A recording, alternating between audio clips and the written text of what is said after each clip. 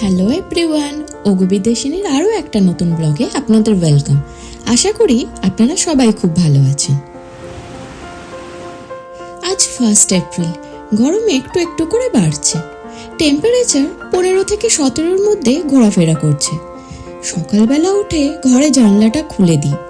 শীত হোক বা গরম, এই ঘরে জানলাটা একটু খুলতেই হয়, না হলে ঘরের ভিতরে হাওয়া বাতাস ঢোকে না। আর আমাদের এই বেডরুমটা অন্যান্য ঘরের থেকে খুব ঠান্ডা থাকে। গরমকালে তো ভালো, কিন্তু অসুবিধা হয় শীতকালে। রুমের ভিতরে আসতেই ইচ্ছা হয় না। এই সাইডটায় রোদ আসে না, সম্ভবত সেই কারণেই হয়। তবে ঠান্ডার থেকে বড় প্রবলেম হলো মোল্ড। এই যে জানলায় কত জল জমে থাকে দেখছেন, তার জন্য দেওয়ালের আশেপাশে কালো কালো মোল্ড সৃষ্টি হয়। খুবই আনহেলদি এই মোল্ডগুলো, কিন্তু আমাদের হাতে তো কিছু নেই। যাতে মোল্ড হওয়ার কোনো সুযোগ না থাকে তার যতটা সম্ভব আমরা চেষ্টা করি। ডিহিউমিডিফায়ারও কিনেছি এর জন্য, কিন্তু খুব একটা ফল পাইনি। শেষে এজেন্সির কাছে কমপ্লেন করার পর তারা মোল্ড ট্রিটমেন্ট করে নতুন রং করেছে 2 মাস হলো, কিন্তু লক্ষ্য করছি সেই রং আবার উঠতে শুরু করেছে। আজ বাইরের রোদ দেখে ভাবলাম আলমারি থেকে জামা কাপড় কিছু বের করে রোদে দিই। সারা বছর ভিতরে পড়ে থাকে, একটু রোদ লাগানো তো উচিত।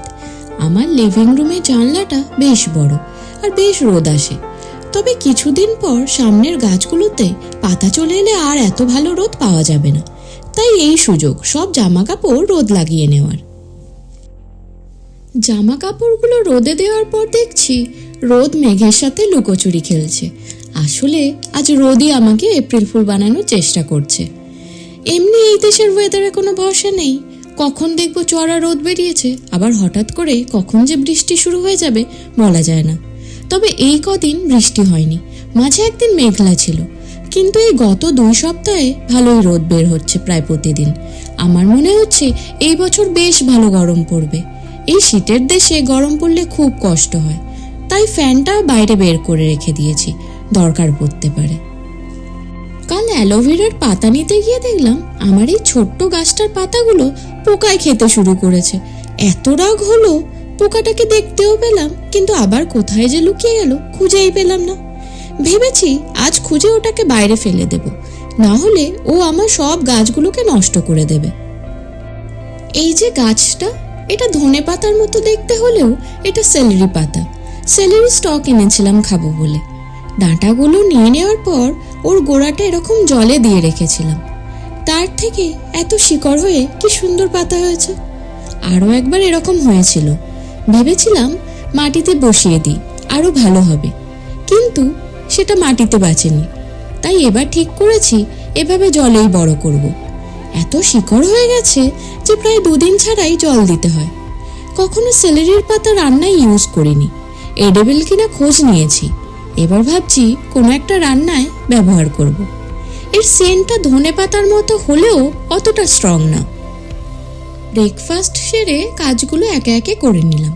লাঞ্চে আজকে আছে চিংড়ি মাছের কারি। এগুলো কিং প্রন, তাই বেশ একটু বড় সাইজের। আগের দিন যে চিংড়িগুলো রান্না করেছিলাম সেগুলো বেশ ছোট ছোট। এই সাইজের মাছগুলো দেখেই মনে হয়েছিল চিংড়ির মালাইকারি বানাই, কিন্তু তারপর ভাবলাম অন্য কোনো স্পেশাল অকেশনে না হয় বানাবো। লাঞ্চ শেষ করে জামা কাপড়গুলো গুছিয়ে নিচ্ছি, আবার ড্রয়ারে রেখে দেব। এখন কি সুন্দর গরম হয়েছে, কিন্তু ওই ঘরে রাখার পর এত ঠান্ডা হয়ে যায় যে যখন কিছু বের করি পরার জন্য মনে হয় যেন ফ্রিজ থেকে বের করলাম। একটা ড্রয়ার থেকে জামা কাপড়গুলো বের করতেই স্ট্যান্ডে মেলার মতো আর জায়গা হচ্ছিল না। এখনো অন্য ড্রয়ার আর 4টে বড় বড় ব্যাগ আছে। এত জামা কাপড় হয়ে গেছে, এবার ভাবছি ধীরে ধীরে সব বিদায় করব। এখানে অনেক চ্যারিটি শপ আছে, যেখানে যার যা লাগে না সেটা ডোনেট করে আসে। তবে সেটা অবশ্যই ভালো অবস্থায় হতে হবে, ছেঁড়া ফাটা হলে হবে না। এছাড়াও রাস্তায় কিছু ডোনেশন বক্সও রাখা থাকে অনেক জায়গায়, সেখানে গিয়ে দিয়ে আসা যেতে পারে। তাই ভাবছি ওই সবগুলোর দিকেই যাই হাঁটতে হাঁটতে। বাকি কাজ শেষ করে রেডি হয়ে বেরোতে বেরোতেই হয়ে গেল প্রায় 3:30। কখনো ডোনেট করিনি, গিয়ে দেখি কি ওদের প্রসিডিওর। বাইরে এত রোদ, ভাবলাম যে একটা পাতলা শার্ট পরেই হয়তো হয়ে যাবে, কিন্তু হাওয়ার জন্য একটু ঠান্ডা লাগছে, তাই জ্যাকেটটা কেটে নিলাম। এখন মনে হচ্ছে আর একটা কিছু পরলে হয়তো ভালো লাগতো, কিন্তু যখনই রোদটা গায়ে লাগছে তখন বেশ গরম গরম লাগছে। এখানকার ওয়েদার তো এইরকম, বাট প্লেজেন্ট ওয়েদার। যে স্কুলটার কথা বলি, যেখান দিয়ে আমি হেঁটে হেঁটে যাই, আর যে সময়টা আমি অ্যাভয়েড করি, মানে 3টার সময় আমি মোস্টলি আসতে চাই না, কারণ এই রাস্তাটা প্রচুর গাড়িতে আর স্টুডেন্ট প্যারেন্টসদের ভোট হয়ে যায়। তবু আমি আসলাম, আজকে বেরিয়েছে, এখন বাজে 3:30, এখনও অনেক গাড়ি আছে, আর অনেক বাচ্চারা এখনও ঘরে যাচ্ছে। ওদিকে আরও কয়েকজন বসে আছে, মানে প্রচুর ভিড় আছে, তবু খুব একটা ফাঁকা না।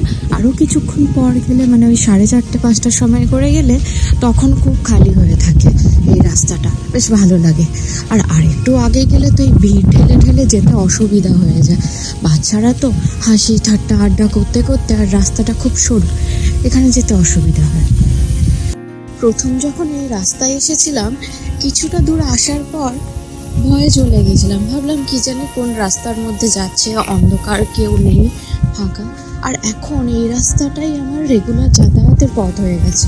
এই যে কিছুটা গিয়েই এখানে মেন রোডের সাথে মিশে, আর রোডটা পেরিয়েই আমি যাই নর্মালি মেনুর পার্ক আছে ওইদিকে, হাঁটতে বেশ ভালো লাগে ওই রাস্তাটায়। ওই দিকের রাস্তায় মাঠে প্রচুর ড্যাফোডিলস ফুটে আছে। এখন ড্যাফোডিলসগুলো ঝরে গেছে কিনা ঠিক জানি না, যদি থাকে তাহলে দেখা।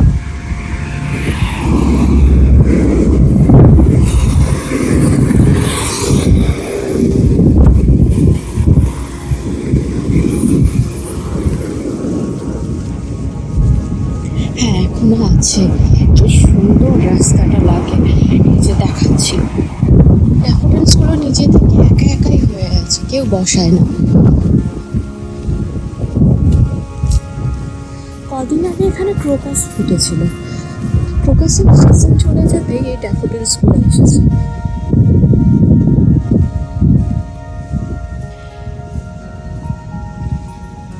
তবে অনেকটাই ঝিমিয়ে গেছে।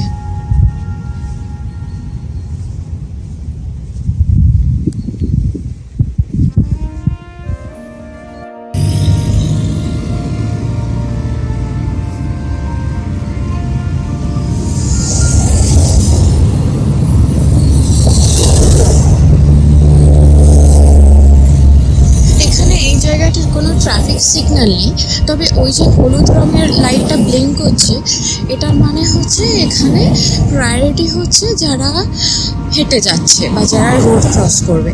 তো আমি যখন হেঁটে যাব, তো তখন গাড়িগুলো আসার সময় আমাকে দেখে ওরা নিজে থেকেই বন্ধ করে দেবে। চ্যারিটি শপে এসে দেখলাম ওরা জামা কাপড় ডোনেশন নিচ্ছে না। ডোনেট তো আর করতে পারলাম না, তাই ভাবলাম ভিতরটা আপনাদের দেখাই। এইসব দোকানে ছোট থেকে বড় সবার জন্য সব রকম জিনিস পাওয়া যায়, যেমন ঘর সাজানোর উপকরণ, cutlery, plate, photo frame, decor item, উল, কম্বল, এরকম আরও কত কি। বাচ্চা থেকে বড় সবার জামা কাপড়, সোয়েটার, কোট যেমন আছে তেমনই আছে আসবাবপত্র। এখানকার ফার্নিচারগুলো কালেকশন দেখলে আর দাম শুনলে সত্যিই অবাক লাগবে। এগুলো দেখে একদম নতুনই মনে হয়। এছাড়াও এখানে ইলেকট্রনিক্সের জিনিসপত্রেরও বেশ ভালো কালেকশন আছে, এমন না যে এগুলো কাজ করে না। এই চ্যারিটি শপগুলো কোনো ড্যামেজ আইটেম নিতে চায় না, একটু আধটু হলে ক্ষতি নেই, সেটা ওরাই সারিয়ে নিয়ে চকচকে ঝকঝকে করে তারপর বিক্রি করে। এই দেশে ট্রান্সপোর্টেশনের খরচ এত বেশি যে কেউ তার ঘর পাল্টানোর সময় বা হয়তো ধরুন নতুন কিছু একটা কিনেছে, পুরানোটা বাদ দিতে চায়, সেই সময় তারা প্রথমে বিক্রি করার চেষ্টা করে। কাউকে না পেলে এরকম চ্যারিটি শপগুলোকে কন্ট্যাক্ট করে, সেখানেও যদি না নেয় তাহলে বাইরে ফেলে রেখে চলে যায়। যেমন দেখিয়েছিলাম আপনাদের, আমাদের অ্যাপার্টমেন্টের নিচে সোফা ফেলে রেখে গিয়েছিল, ঠিক ওই রকম। আবার অনেক সময় দেখেছি কেউ তার বাড়ির সামনেই একটা বক্স বা কাপড় বিছিয়ে সেখানে ছোট ছোট কিছু আইটেম রেখে দেয়, যেমন ল্যাম্পশেড, বই, কেটেল, টোস্টার বা সাইকেল, এরকম নানা রকম জিনিস। আর সামনে একটা কাগজে লিখে রাখে ফ্রি টু গো। তার হয়তো দরকার নেই, কিন্তু অন্য কারো তো হতে পারে, তাই না? ফেরার পথে উড হাউস রিজের ওই উঁচু জায়গায় যেখানে সবাই বসে থাকে সেখানে একটু বসলাম। কে জানে আজ কেন মনে হলো, ইচ্ছা করলো একটু নরম ঘাসের ওপর বসে থাকতে। রোদটা যেমন গায়ে লাগছে তেমন ঠান্ডা হাওয়াও চলছে, আর তাতেই টেম্পারেচার ব্যালেন্স হয়ে যাচ্ছে। এখান থেকে সামনে অনেকটা দূর পর্যন্ত দেখা যায়। আমি এখানে বসে বিকেলের মিঠে আবহাওয়ার আনন্দ নিতে থাকি, আর আপনাদের সঙ্গে দেখা হবে পরের কোনো ভিডিওতে। আর হ্যাঁ, ভিডিও ভালো লাগলে লাইক, কমেন্ট, শেয়ার অবশ্যই করবেন। আজকের মতো টাটা।